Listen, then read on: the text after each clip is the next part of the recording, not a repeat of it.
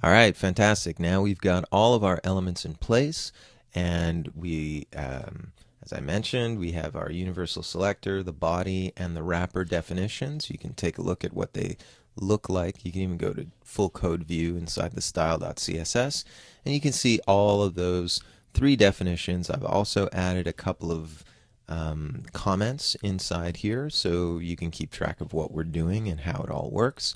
And now we're back to the source code view and in the split screen mode. All right, so at this point in time, we can recognize that we're going to need a header and three specific columns. I'll also include a footer, even though there's not going to be anything in there at the moment. If ever you do need something in there, you can absolutely put something in there. So let's first and foremost define our header. Now notice I'm going to hit the tab key.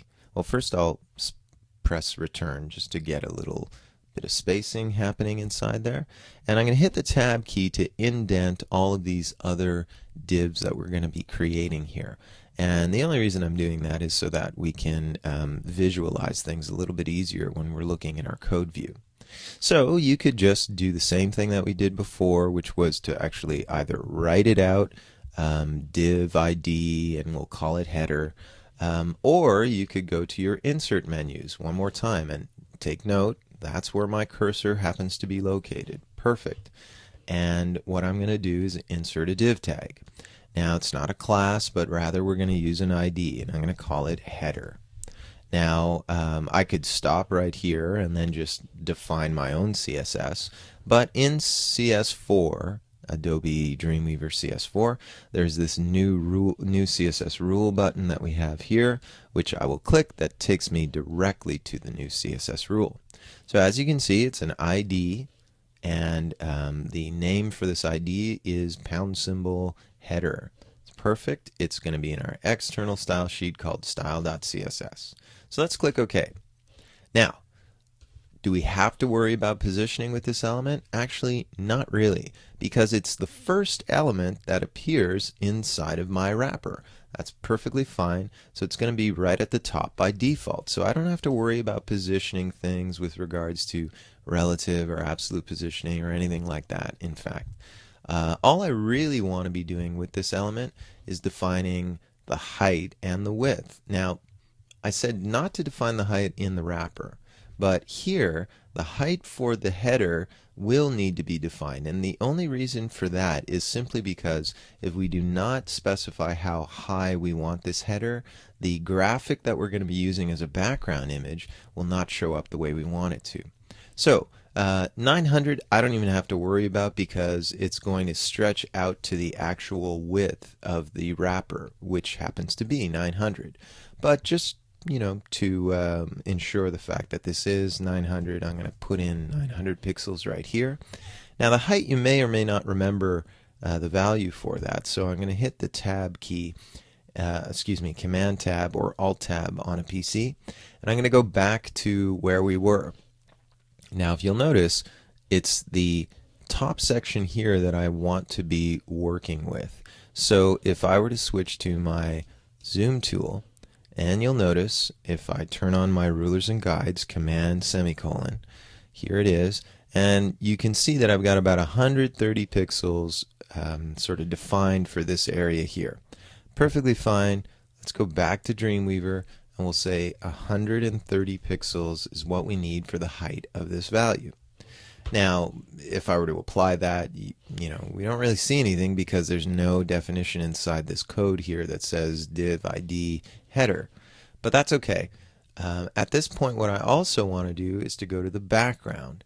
And here, it's not so much the background color that I'm concerned with, because the background color is the same as the color that we have on the body. So I don't really have to define anything here. It's the background image that we're going to be using. So I'm going to browse to my images folder and check it out. Remember, we have something in here called branding. And if you were unsure about the size of the object, you can also see that the dimensions are 840 by 130. And that brings me to another point. We had defined all of our other elements as being 900. And that's because my canvas was 900 exactly. Command 1, I'm going to go back to 0. But that's not an accurate representation, because if you remember, our slices now are sliced with a little bit of extra space on the sides that have been sort of eliminated. I don't really need all that extra space. So my wrapper then is going to be actually the size of the elements that I have here. So 900 minus 30 and another 30 would be 900 minus 60, which gives me a value of 840. So now I'm going to go back to Dreamweaver, and as we can see, because my branding.gif is going to be 840, I'm going to go back to where it says box, and instead of 900, I'm going to add a value of 840. We're going to deal with the 900 a little bit later on. Now, if I go back to background, we can see that it says background image, and we've got the background image. Do I want that image to repeat on the X and Y axis? No, so we're just going to say no repeat. And we don't have to worry about positioning, because it's going to be positioned to the top left, which is exactly where I want it to be. So I'm going to click OK. And at this point, insert div tag, we're going to click OK as well. Now, a couple of things that happen. You may notice that, when you use the insert menu, as I did, Dreamweaver likes to put in a little bit of, spaceholder text, a little extra text in here. I'm going to delete that text because we don't really need it. And I'll hit refresh. Also, while this looks fine, do take a note that the wrapper is actually bigger than I want it to be. I want the wrapper to be exactly the size as my header. So I'm going to go back to the CSS, we're going to go back to wrapper, and we're going to edit the rule, and we're going to say, look, it's not exactly 900, it's 840 that we're dealing with. I will deal with the extra 30 pixels of space a little bit later on. So I'm going to click apply. You can see how everything now is all nicely centered inside my browser window. If you save that file, Command S, or even if you just preview, for example, in Firefox, it'll ask you, hey, you're going to have to save the index page. All right, save the index page. Then it says, some files need to accurately preview this page have been modified but not saved. Save them now? What are they talking about? They're talking about that external CSS style sheet.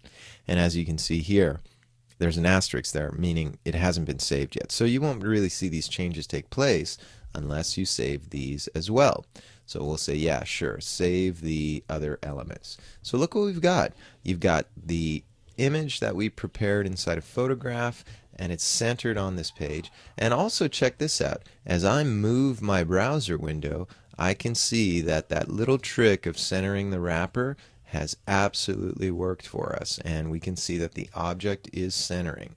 Now, it's usually not enough to just preview in one browser. You should also preview in all of the ones that you have available. So you can preview in Safari, and you can see that that too is working exactly the way it should. If you're working on a PC, excuse me, and you happen to have Internet Explorer also installed, then you should do that. Incidentally, let me make mention, anybody that is working on a Mac, it's absolutely no problem creating websites on Macintosh computers, but it's really a good idea to have a PC at your disposal, even if it's some old crappy PC that you've got like from 5-6 years ago. Keep it around, right? If for no other reason, just to check what to see. Just to check to see what your website looks like inside of something like Internet Explorer, but also to see what the vast majority of the population who are on PC are going to see when they view your website. So, as you can see, we've got the header in place, we've got the background image being used properly inside of it. We've also resized our wrapper and our header to the appropriate 840, which is the size we need. Now what we're going to be doing in the next video is setting up the 3 columns that we'll need for all of our information. So let's do that in just another second.